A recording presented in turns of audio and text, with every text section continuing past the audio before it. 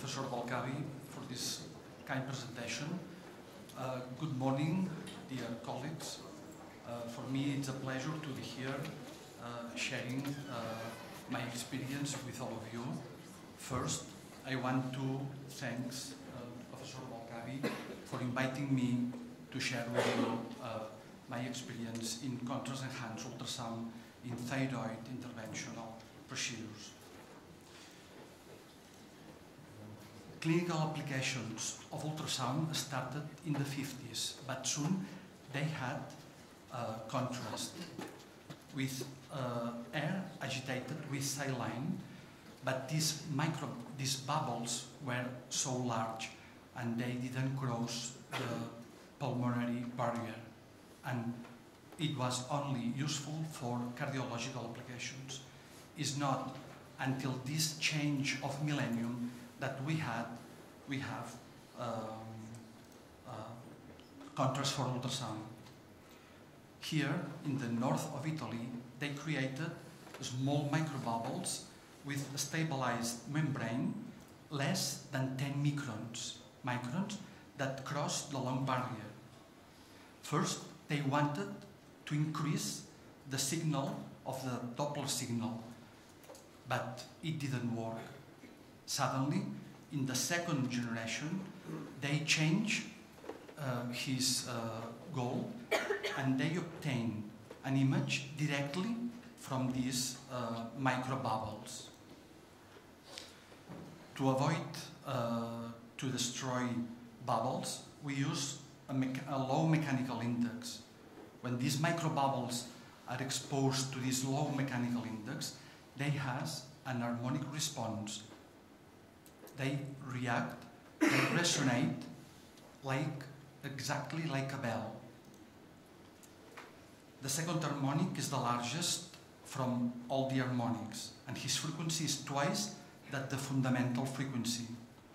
For music lovers, the second harmonic coincides with a superior octave. When we do a contrast-enhanced ultrasound, we use a low mechanical index, and the same image, it's expressed with two different screens. On the left, this image in orange provided by the second harmonic, and on the right, the image provided by the fundamental frequency. When you prepare this contrast, you obtain white fluid full of millions of microbubbles that we administrate intravenously. This contrast has only an intravascular distribution with no side effects. We use this before and after our procedures, but we don't use this contrast in the follow-up. I would share with all of you some cases that will help me to explain you this importance to use in indicated cases contrast-enhanced ultrasound. This first case is a man, 29 years old, with a hyperthyroidism, bad control, and he had this nodule responsible of this hyperthyroidism.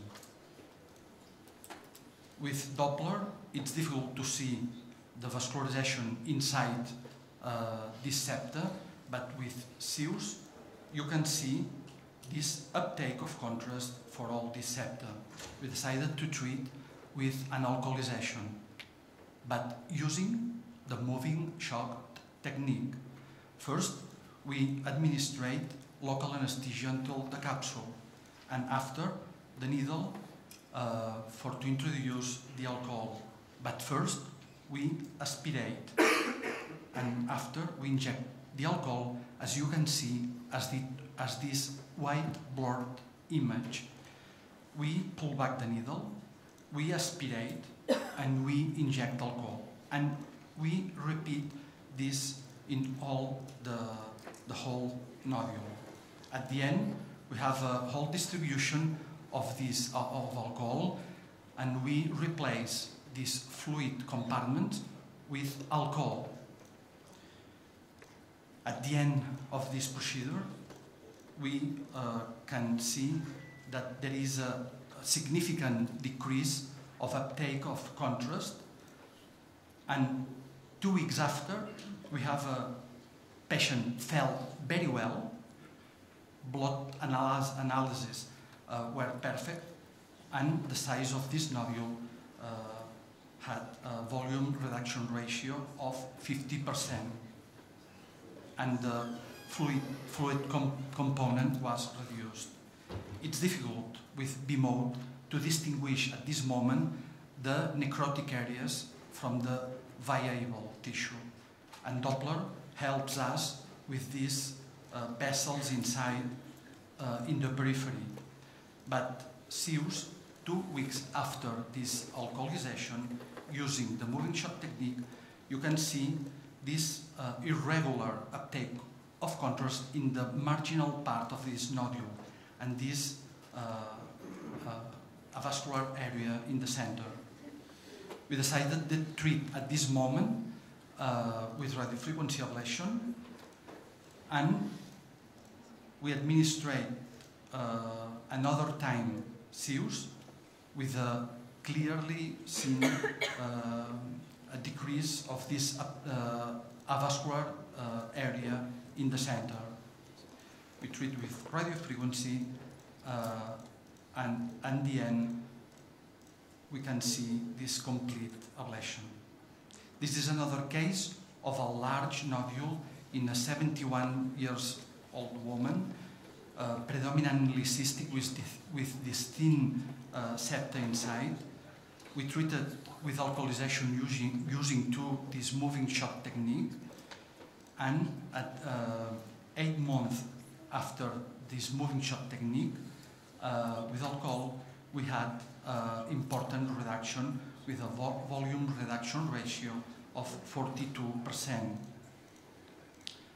But 17 months after, it was a regrowth, and we decided to treat again with alcohol. And 25 months after this first treatment, we had this nodule, a vascularized nodule with a central echogenic scar that it correlates very well with the elastography. And at this moment, we observe a huge uptake of contrast except in this central scar. We treated with radiofrequency, trying to do this conic shape of our trajectory that is the best to do this kind of ablations. And after the procedure, we can see this vascularized area in a triangular shape that we decided to treat again at the same moment. At the end, we compared a large nodule to this small nodule with a volume reduction ratio using alcohol and radiofrequency ablation. At this moment, you can see where there is a viable tissue, but only with B-mode is not possible. Doppler helps us in the periphery with these vessels. Elastography shows this hardness, and contrast shows very well and depicts the proportion between the viable tissue and the necrotic area.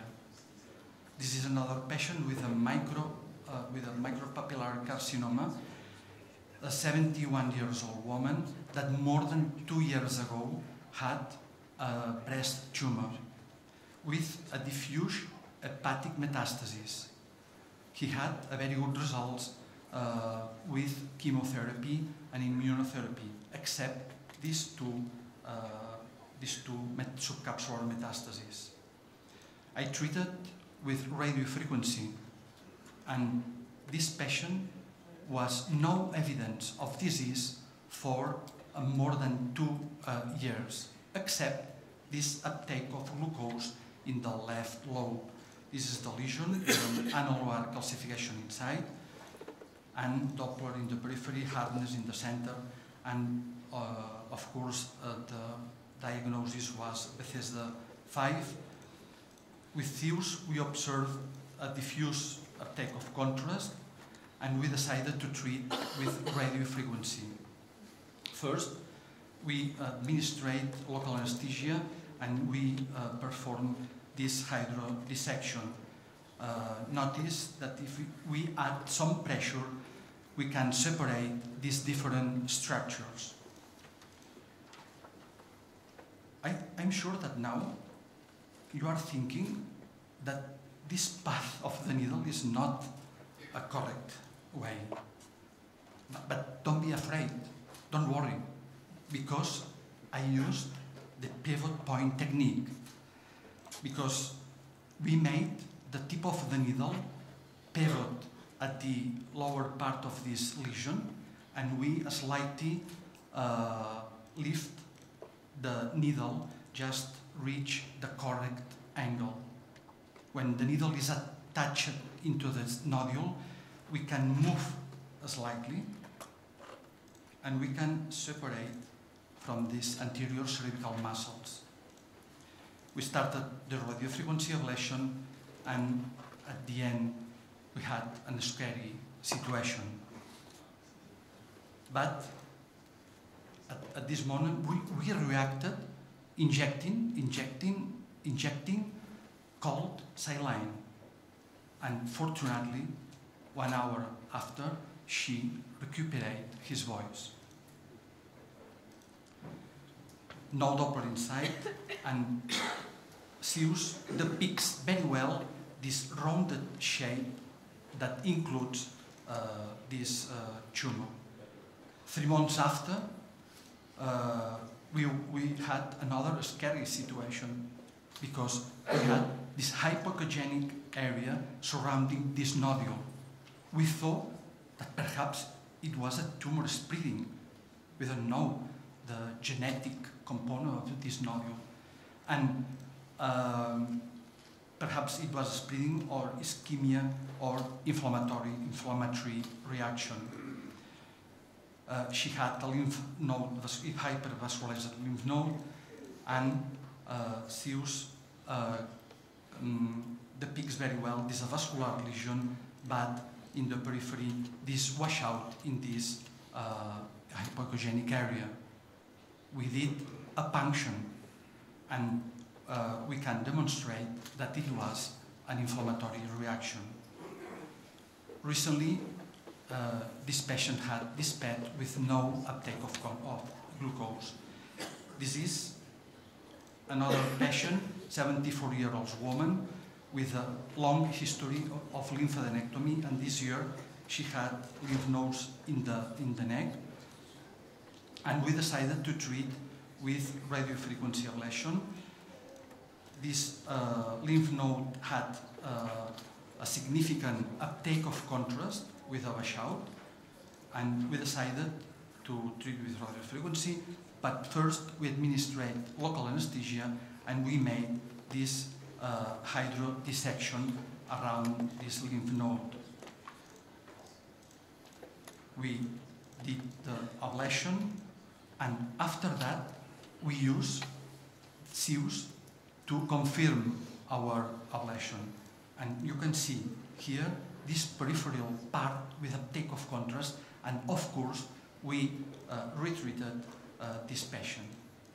My last patient, 93 years old woman that was admitted to our hospital in a terminal stage for her hyperthyroidism, and scintigraphy SPECT and PET-CT showed this huge supraclavicular mass, and we decided 15 days after this hospitalization, I decided to treat with radiofrequency. And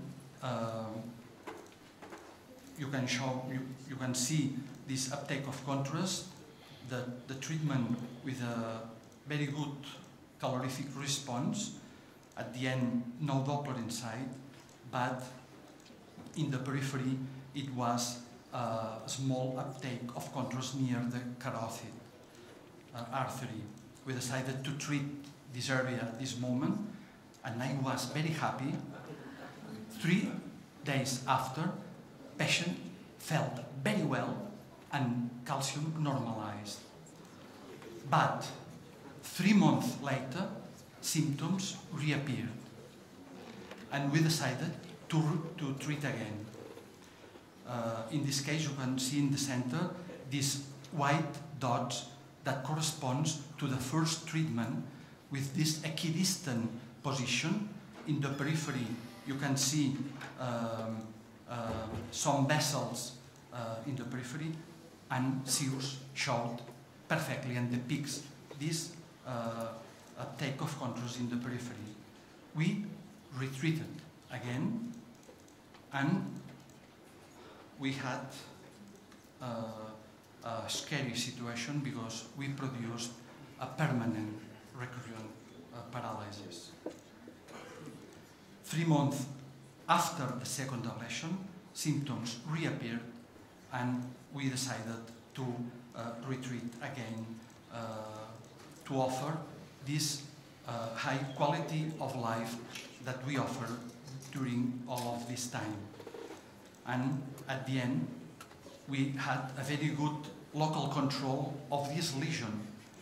But 1 month after, calcium regrowth, and this patient, despite this very good local control, she had pulmonary metastases. She died. But we offer time. We offer 8 months. Time to give thanks. Time to say goodbye to all the places, the beautiful places of our small country that is Catalonia. Thank you very much for your attention.